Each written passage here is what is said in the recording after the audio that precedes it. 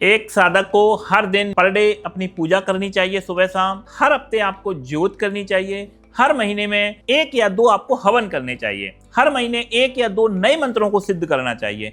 फिर देखिए आपके मंत्र कितनी तीव्रता से काम करते हैं और किस तरीके से आपको तंत्र के परिणाम प्राप्त होते हैं। तंत्र की दुनिया में बहुत कुछ होता है। आप सामान्य पूजा पाठ कर सकते हैं, देवी देवताओं की कृपा पा सकते हैं, कोई दिक्कत नहीं है। पर जब बात आती है कुछ अलग हटके करने की, कुछ विशिष्ट करने की, जब बात हो प्रत्यक्षीकरण करने की,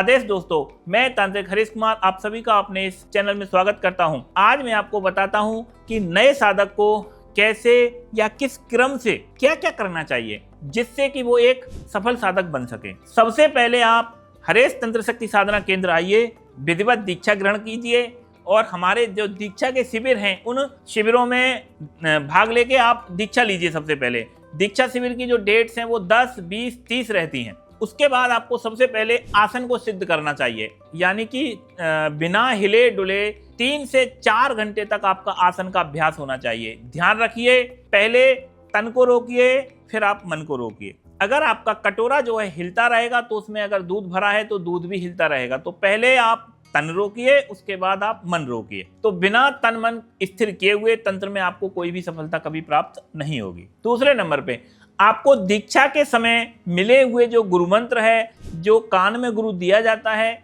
गुरु जो आपको कान में गुरु मंत्र देता है, उसका आपको 3 से 4 घंटे पर डे जाप करना चाहिए। फिर उसके बाद सभी रक्षा कवच, कीलन मंत्र उनको याद करके उनको सिद्ध करना चाहिए और उनका हर हफ्ते अपने घर पर, अपनी फैमिली पर उसका प्रयोग करना चाहिए। इससे आप और आपकी जो फैमिली है वो हमेशा पूरी तरीके से सुरक्षित रहेगी। फिर आपको साधनाओं में जब बात आती है तो नए साधक को गणेश जी की साधना, एक नवग्रह के सारे मंत्र, सरस्वती जी की साधना, हनुमान जी की साधना, काली जी की साधना या काल भैरव का अनुष्ठान, ये आपको करने ही करने चाहिए। दरबार लगाने में ये शक्तियां बहुत काम आती हैं। इन 3-4 देवताओं के बिना तंत्र मंत्र की कल्पना करना भी बहुत मुश्किल है। फिर आपको जो इलाज और उतारे के लिए 1-2 शक्ति आपको सिद्ध कर लेनी चाहिए। इलाज के लिए कुछ गंदी शक्तियां या तामसिक शक्ति भी आपको सिद्ध कर लेनी चाहिए, जैसे मेलडी माता हो गई, मसानी माता हो गई, लोना चमारिन हो गई, आंसू मैत्रानी हो गई, कल्हार वीर हो गए, शमशान काली जैसी इन शक्तियों को भी आपको सिद्ध करना चाहिए। इससे क्या होता है कि कोई गंदी शक्तियों के जो इलाज होते हैं या इधर उधर के कुछ होते हैं गलत काम, वो भी आपको आसानी से आप संपन्न कर सकते हैं। फिर आपको कोई भूत प्रेत का इलाज करना, तंत्र की काट करना, तंत्र का इलाज करना, ये सारी चीजें आपको सीखनी चाहिए। इलाज उतारा करना सीखना चाहिए, हवन करना सीखना चाहिए। एक हमारा वंश वृद्धि का ग्रुप चलता है, उस ग्रुप को लेकर के आप निसंतान दंपति का इलाज करना आपको सीखना चाहिए।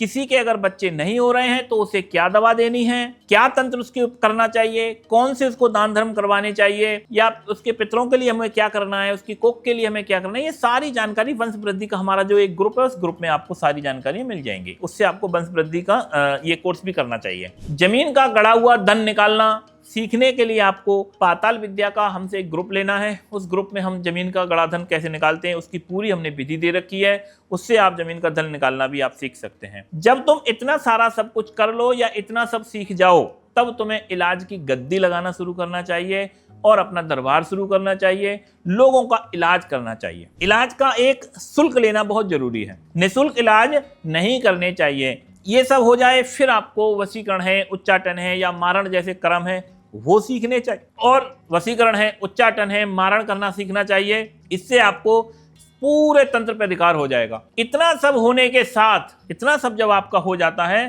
तब फिर आपको अलग अलग तरह की साधनाएं इनके साथ साथ आप और कर सकते हैं। मंत्रों की सिद्धियां आप करते रह सकते हैं। आप लोगों के घर जाकर के उनके भूत प्रेत या किसी भी तरह की जो शक्तियां हैं, दुष्ट शक्तियां हैं, आप उनका इलाज कर सकते हैं और अपना पैसा कमा सकते हैं, नाम कमा सकते हैं, मान कमा सकते हैं, सम्मान कमा सकते हैं। लोगों की जब किसी भी बच्चे को हम ठीक करते हैं, समझिए किसी का बच्चा अगर बीमार पड़ा, उस बच्चे को अगर हम ठीक कर रहे हैं तो उस बच्चे से उसके जो परिवार है, उसकी जो फैमिली, उसके जो माँ बाप हैं, वो आपको दुआएं भी देते हैं, आपको आशीर्वाद भी मिलता है उनका, जो आगे आपके जीवन में आपका जो जीवन है उसे सुखद बनाता है। अच्छा काम आप करेंगे, तंत्र से अगर आप गलत काम करेंगे तो आपको कर्मफल भोगने पड़ेंगे। अच्छा अगर आप काम कर रहे हैं तो आपको उसका परिणाम भी भोगना पड़ेगा। तो ये एक शुरुआती जानकारी है जो एक साधक को होनी चाहिए कि उसको क्या करना चाहिए, कैसे क्रम से करना चाहिए, ये मैंने आप लोगों को बताया है।